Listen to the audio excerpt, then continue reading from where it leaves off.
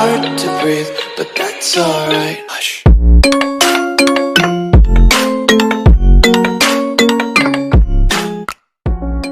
အားလုံးပဲမင်္ဂလာပါဒီနေ့ကျွန်တော်အင်္ဂလိပ်စာနဲ့ပတ်သက်ပြီးအနိုင်ငယ်လေးရှင်းပြပေးချင်ပါတယ်ကျွန်တော်ရှင်းပြမယ့်ခေါင်းစဉ်လေးကတော့ most mostly almost ဒီအင်္ဂလိပ်စာသုံးခုလေးဖြစ်ပါတယ် most ရဲ့အဓိပ္ပာယ်ကိုရှင်းပြရမယ်ဆိုရင်သူရဲ့အဓိပ္ပာယ်က very large person or something တစ်စုံတစ်ခုရဲ့အရာကနှုန်းကအရင်များတယ်ပေါ့နော်သူရဲ့အဓိပ္ပာယ်ကဥပမာတစ်ခုအနေနဲ့ most Myanmar people like fish bait most Myanmar people like fish bait မြန်မာနိုင်ငံကလူတွေကများသောအားဖြင့်ငပိရေကိုကြိုက်ကြတယ်ဆိုလိုတာကငပိရေကြိုက်တဲ့လူအရေအတွက်ကမကြိုက်တဲ့လူတွေထက်များတယ်နောက်တစ်ခုအနေနဲ့ most people are happy most people are happy ဆိုလိုတာကလူတော်တော်များများကပေါ့နော်ပျော်နေကြတယ်မပျော်တဲ့လူအရေအတွက်ကနည်းတယ်နောက်တစ်ခုအနေနဲ့ most boy know her name most boy know her name သူမရဲ့နာမည်ကိုယောက်ျားလေးတော်တော်များများကသိနေကြတယ်ပေါ့နော်သို့ပေမဲ့လည်းသူမရဲ့နာမည်ကိုမသိတဲ့ယောက်ျားလေးတွေတချို့ရှိတယ်ပေါ့နော် most ကိုဒီ off နဲ့တွေ့တော့လို့ရတယ်ပေါ့နော်ဥပမာအနေနဲ့ most of these people are not happy most of these people are not happy ဆိုလိုတာကဒီလူတွေထဲကပေါ့နော်တော်တော်များများကမပျော်ကြဘူးဘာလို့ရှင်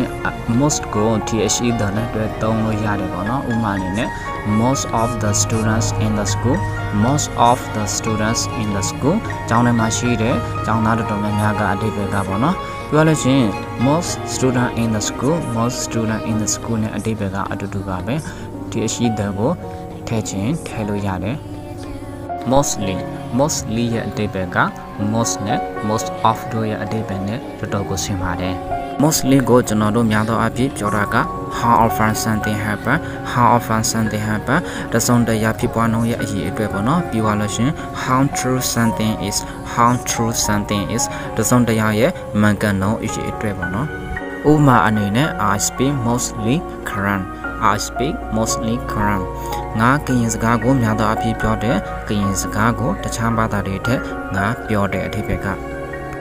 နောက်တစ်ခုက this information is mostly true this information is mostly true ဆိုတော့ကဒီသတင်းအများစုကပေါ့နော်မှန်တယ်သူပေမဲ့လည်းတချို့ကတော့မမှန်ပါဘူး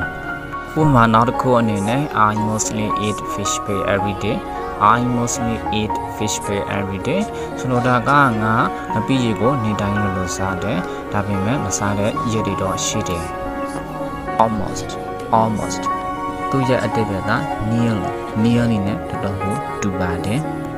သူရဲ့အဓိပ္ပာယ်ကပေါ့နော် something is very close to being true something is very close to being true အဲ့ဒါဆိုတစ်ခုကပေါ့နော်မှန်ကန်ဖို့နည်းနည်းပဲလို့တယ်ပြောနောက်တစ်ခုက something is very close to happening something is very close to happening အဲ့ဒါဆိုတစ်ခုကပေါ့နော်ဖြစ်ပွားဖို့နည်းနည်းပဲလို့တယ်ဥပမာအနေနဲ့ this movie is almost over this movie is almost over ဒီရုပ်ရှင်ကဆိုရင်ပြီးကနီးနေပြီနောက်တစ်ခုအနေနဲ့ we were almost late to school we were almost late to school ငါတို့ကျောင်းကိုနောက်ကျဖို့နည်းနည်းပဲလိုတယ်ဒါပေမဲ့ငါတို့အချိန်မီကျောင်းကိုတော့ရောက်ခဲ့တယ်နောက်ဆုံးတစ်ခုအနေနဲ့ I almost bought a car I almost bought a car ငါကားတစ်စီးကိုဝယ်ဖို့နည်းနည်းပဲလိုတယ်ပေါ့နော်အဓိပ္ပာယ်ကဒါပေမဲ့ငါမဝယ်ဖြစ်ဘူးဒီနေ့ mostly almost သင်ခန်းစာလေးကိုအားလုံးနားလည်လိမ့်မယ်လို့ကျွန်တော်မြင်နေပါတယ်နောက်ဗီဒီယိုတွေမှာကျွန်တော်တို့ပြန်တွေ့ကြမယ်ကျွန်တော်ရဲ့ဗီဒီယိုလေးတွေကိုကြိုက်နေတဲ့ဆိုရင် like share လုပ်ထားပေးကြပါဒီပါလို့ဆိုရင်ကျွန်တော်ရဲ့ YouTube channel လေးကို subscribe လုပ်ထားဖို့မမေ့ကြနဲ့တော့